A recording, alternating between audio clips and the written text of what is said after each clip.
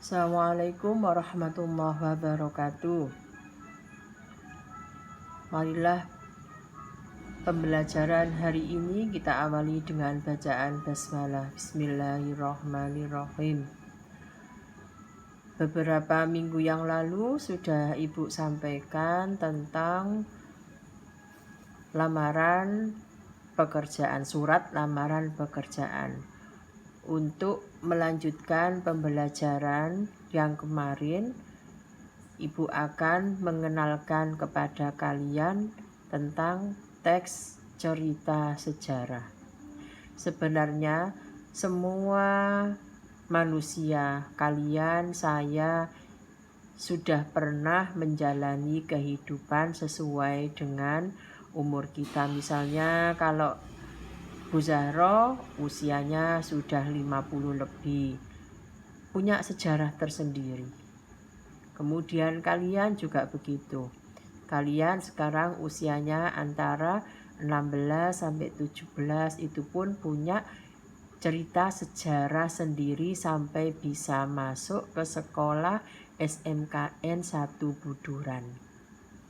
Nah, bagaimana untuk menyampaikan atau menulis teks sejarah kehidupan kita?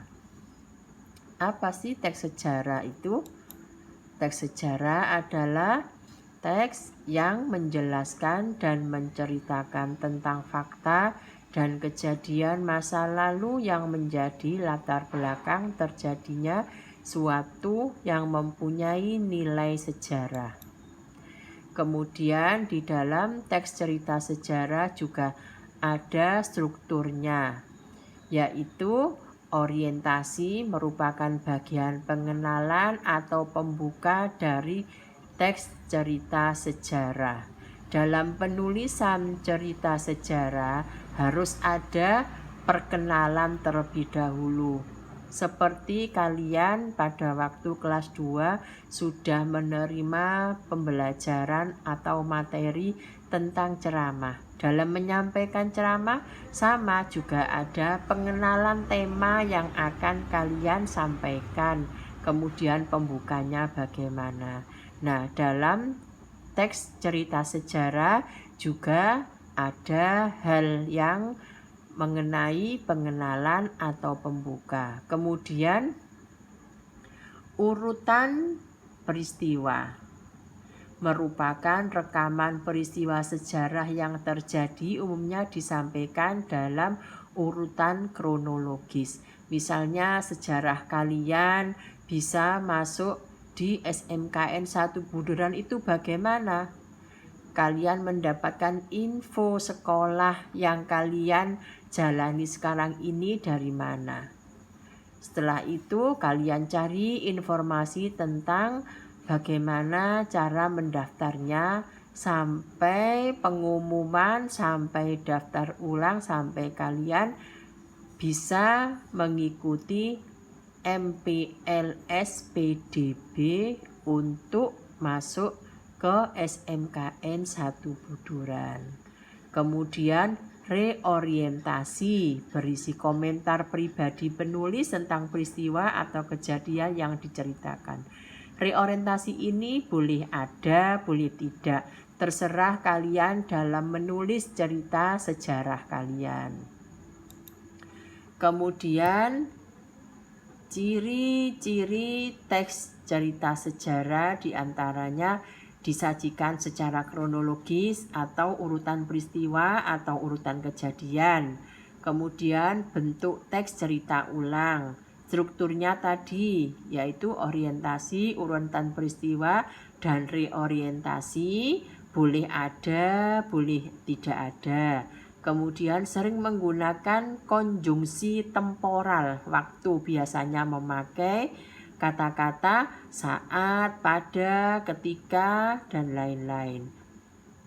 Teks cerita sejarah biasanya berupa fakta karena menceritakan kehidupan seseorang, kehidupan kita sendiri kepada orang lain. Kemudian kaidah kebahasaan dalam teks cerita sejarah, pronomina atau kata ganti. Kata ganti itu ada beberapa macam. Kata ganti orang, kata ganti tanya, kata ganti bilangan, dan sebagainya. Kalau kata ganti orang ada berapa? Ada 3. Kata ganti orang pertama, kata ganti orang kedua, kata ganti orang ketiga. Masing-masing kata ganti orang pertama ada tunggal jamak, kemudian kata ganti orang kedua juga tunggal jamak, kata ganti orang ketiga juga ada tunggal dan jamak.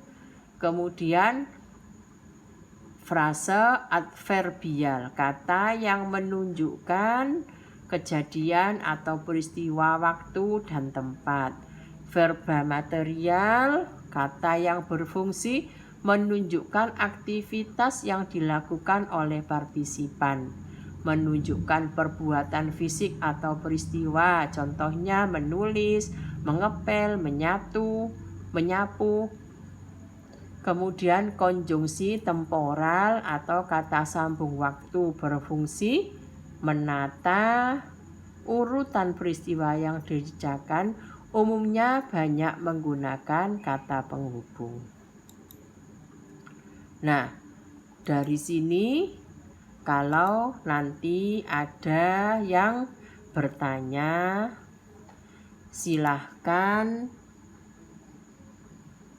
japri lewat WA. Kemudian minggu depan akan Ibu lanjutkan masih dengan teks cerita sejarah. Demikian yang bisa saya sampaikan, kurang lebihnya mohon maaf. Semoga kita selalu dalam keadaan sehat walafiat dan selalu dilindungi oleh Allah Tuhan Yang Maha Esa. Assalamualaikum warahmatullahi wabarakatuh.